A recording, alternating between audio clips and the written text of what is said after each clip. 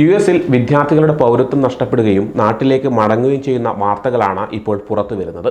ഒരു വ്യക്തിക്ക് യുഎസ് പൗരത്വം നഷ്ടമാകുന്നത് ഏതൊക്കെ സന്ദർഭങ്ങളിലായിരിക്കാം?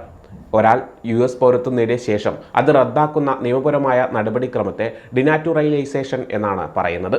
പൗരത്വം നേടുന്ന സമയത്ത് എന്തെങ്കിലും തട്ടിപ്പ് കാണിച്ചാലൊക്കെ പൗരത്വം റദ്ദാക്കുന്ന സംഭവങ്ങളൊക്കെ ഉണ്ടാകാം.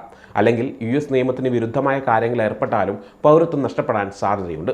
നിങ്ങൾ യുഎസ് പൗരത്വം എടുക്കാൻ ആഗ്രഹിക്കുന്നുണ്ടെങ്കിൽ ഈ കാര്യങ്ങൾ അറിഞ്ഞിരിക്കേണ്ടത് അത്യാവശ്യമാണ്. കൂടുതൽ വിവരങ്ങൾക്കായി വീഡിയോ മുഴുവനായി കാണുക.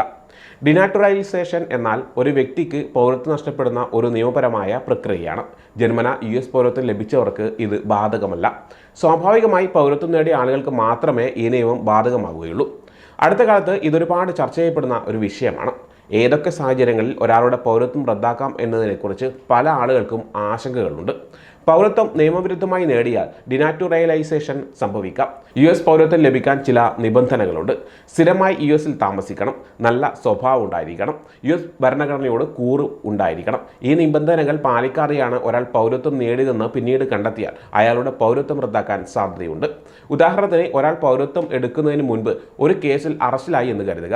ഈ വിവരം മറച്ചുവെച്ച് പൗരത്വം നേടിയ ശേഷം വർഷങ്ങൾ കഴിഞ്ഞാണ് ഇത് പുറത്തറിയുന്നതെങ്കിൽ അയാളെ കോടതിയിൽ കൊണ്ടുപോകാൻ സാധ്യതയുണ്ട്. അയാൾക്ക് നല്ല സ്വഭാവമില്ലായിരുന്നു എന്ന് വാദിച്ച് ഗവൺമെൻറ് അയാളുടെ പൗരത്വം റദ്ദാക്കാൻ ശ്രമിക്കും. കാരണം നല്ല സ്വഭാവം എന്നത് പൗരത്വം കിട്ടാനുള്ള ഒരു പ്രധാനപ്പെട്ട കാര്യമാണ്. തെറ്റായ വിവരങ്ങൾ നൽകുകയോ അല്ലെങ്കിൽ വിവരങ്ങൾ മറച്ചുവെക്കുകയോ ചെയ്താൽ ഡിനാറ്റുറലൈസേഷൻ സംഭവിക്കാം. പൗരത്വത്തിന് അപേക്ഷിക്കുമ്പോൾ തെറ്റായ വിവരങ്ങൾ നൽകുകയോ അല്ലെങ്കിൽ പ്രധാനപ്പെട്ട വിവരങ്ങൾ മറച്ചുവെക്കുകയോ ചെയ്താൽ പൗരത്വം റദ്ദാക്കാൻ സാധ്യതയുണ്ട്. ഉദാഹരണത്തിന്, ക്രിമിനൽ പശ്ചാത്തലം മറച്ചുവെക്കുക, ഏതെങ്കിലും തീവ്രവാദ സംഘടനകളുമായി ബന്ധമുണ്ടെങ്കിൽ അത് മറച്ചുവെക്കുക, അല്ലെങ്കിൽ തെറ്റായ സാക്ഷ്യം നൽകുക. ഇങ്ങനെയുള്ള കാര്യങ്ങൾ ചെയ്താൽ പൗരത്വം റദ്ദാക്കാൻ സാധ്യതയുണ്ട്.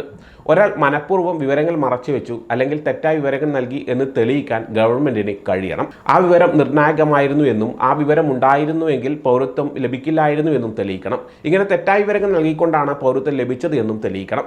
ഒരു വ്യക്തി യുഎസ് പൗരത്വം നേടി 5 വർഷത്തിനുള്ളിൽ സ്വച്ഛാധിപത്യ ഗ്രൂപ്പിലോ അല്ലെങ്കിൽ തീവ്രവാദ സംഘടനയിലോ അംഗമാവുകയാണെങ്കിൽ അയാളുടെ പൗരത്വം റദ്ദാക്കാൻ സാധ്യതയുണ്ട്. രാജ്യസുരക്ഷയ്ക്ക് ഭീഷണിയാകുന്ന കാര്യങ്ങൾ തടയുക എന്നതാണ് ഇതിൻ്റെ ലക്ഷ്യം. സൈന്യത്തിൽ ജോലി ചെയ്യുന്നതിലൂടെ പൗരത്വം നേടിയ ഒരാൾക്ക് 5 വർഷം പൂർത്തിയാക്കുന്നതിന് മുമ്പ് ഡിസ്ഓണറബിൾ ഡിസ്ചാർജ് ലഭിച്ചാൽ പൗരത്വം നഷ്ടപ്പെടാൻ സാധ്യതയുണ്ട്. സൈന്യത്തിൽ ചേർന്നതുകൊണ്ട് മാത്രം പൗരത്വം ലഭിച്ച ആളുകൾക്ക് മാത്രമേ ഇത് ബാധകമാവുകയുള്ളൂ. ഡിനാറ്റുറലൈസേഷൻ എന്നത് വളരെ ഗൗരവമുള്ള ഒരു നിയമപരമായ പ്രക്രിയയാണ്. ഇതൊരു വ്യക്തിയുടെ ജീവിതത്തെ തന്നെ മാറ്റിമറിക്കാൻ സാധ്യതയുണ്ട്. നിങ്ങളുടെ പൗരത്വത്തെക്കുറിച്ച് എന്തെങ്കിലും സംശയങ്ങളുണ്ടെങ്കിൽ ഒരു ഇമിഗ്രേഷൻ അറ്റോർണിയെ സമീപിക്കുന്നത് നല്ലതാണ്. ഡിനാറ്റുറലൈസേഷൻ സാധാരണയായി സംഭവിക്കാത്ത ഒന്നാണ്, പക്ഷേ ഇതിന് വളരെ വലിയ പ്രത്യാഘാതങ്ങൾ ഉണ്ടാക്കാൻ സാധിക്കും. യുഎസ് പൗരത്വം നഷ്ടപ്പെട്ടാൽ അതൊരു വ്യക്തിയുടെ ജീവിതത്തിലെ എല്ലാ കാര്യങ്ങളെയും ബാധിക്കും.